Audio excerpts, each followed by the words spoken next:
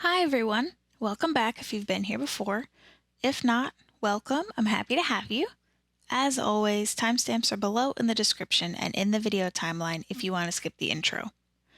So, October is literally around the corner, and that means Artober is too. Last time I did Artober, I painted once a day for 31 days. And in fact, the bulk of my available art is from that Artober sprint. However, as much as I love some of those pieces, I ended up really pushing myself past my limits.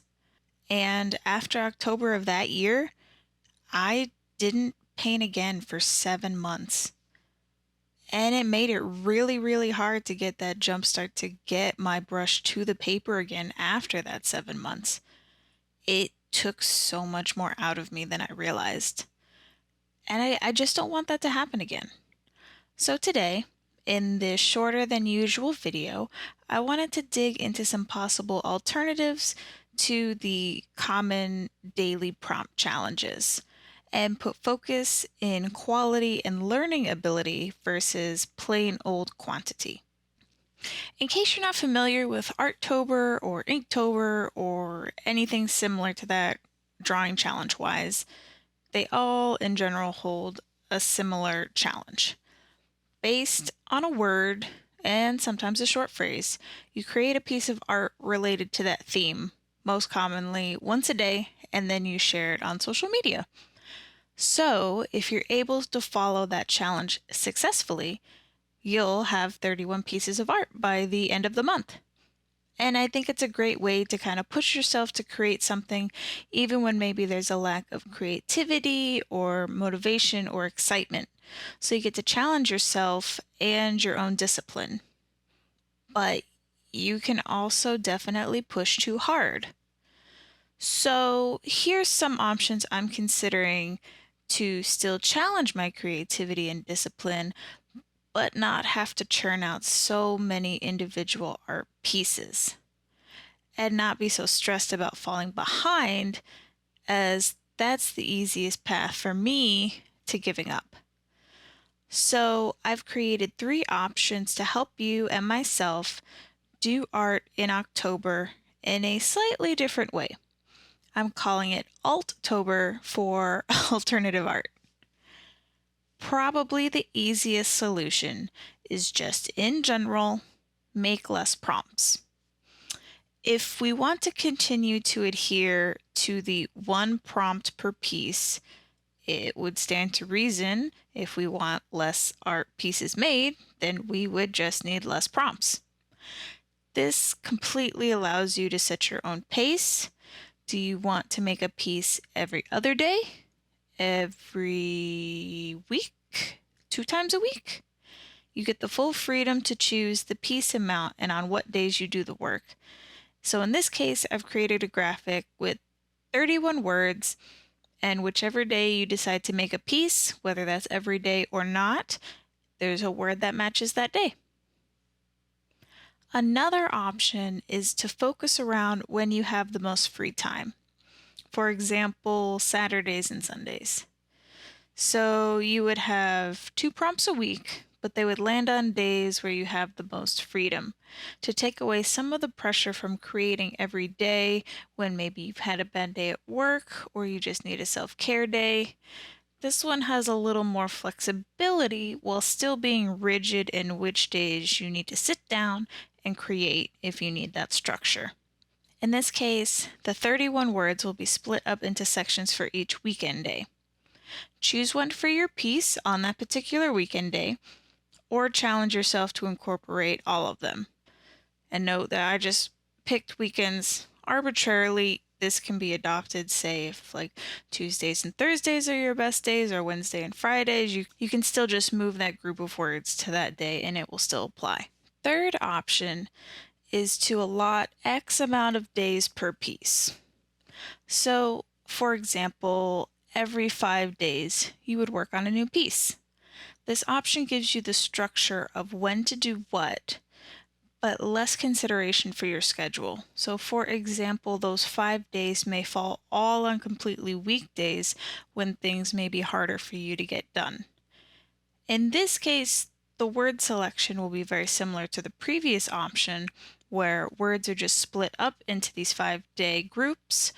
Choose one of the words from the group or challenge yourself to incorporate all the words into your piece. I'm hoping these can be some useful alternatives that will still allow for creativity without the stress and the burnout. I think it's super important to listen to yourself and what you can comfortably do. Now, of course, pushing yourself to be uncomfortable isn't bad, but when it's over a prolonged period, like a month, it can often do more harm than good. And that's my ultimate goal here, to reverse that. We want to do more good than harm.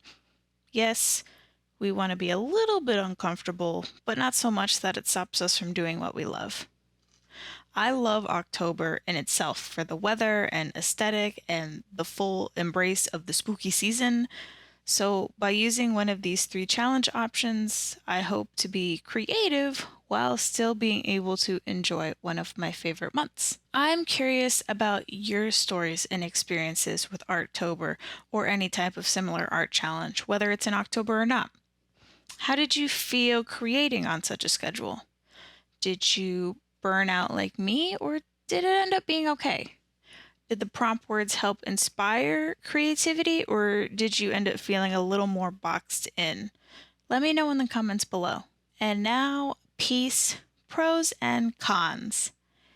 These were made with the intention of being stickers because I think I was starting to put too much pressure on myself to do originals, and I just have like so many already. It's like I don't want to keep storing more and more. I need to take a break, I think. And this is also a little interesting because it's kind of like 4 mini pieces in a way, all in one, but I'll give it a shot regardless. So cons. Still the line work. I think I need a hybrid option because the brush inking works really well for the longer lines at times, but I think I need to look at something a little bit different for shorter lines or more detailed lines. I don't think a liner brush is the best fit for those types of things, so I'm still playing around here and there. You can see an example of this with the plastic candy wrapper over the eyeball. You can see like some of those corners got like extra dark because they were like smaller lines and the brush was so long it wasn't really vibing that well together.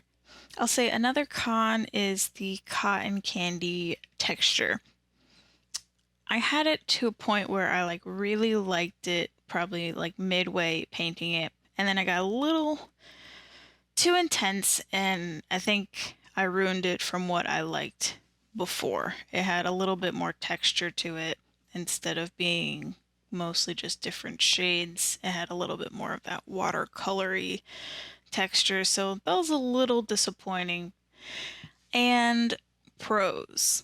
So I guess kind of surprised myself with like the lollipop shading. I didn't think it was gonna look that good, but I think I captured the roundness of like the worm part with the shading on like either side and it like laying on top of each other. So I was actually really happy about that. And I'm gonna say in general for all of them, just the color choices. I think for each little piece, the color choices made ended up being really cohesive for the subject matter in there.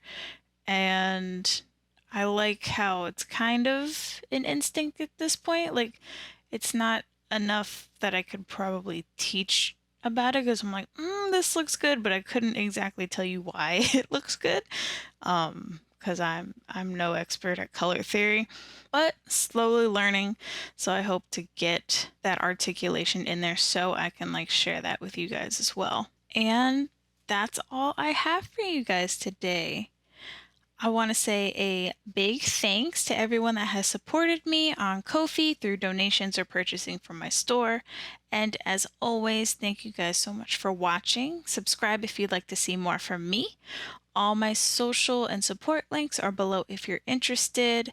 I hope everyone has a great day, and I will see you all soon. Stay different.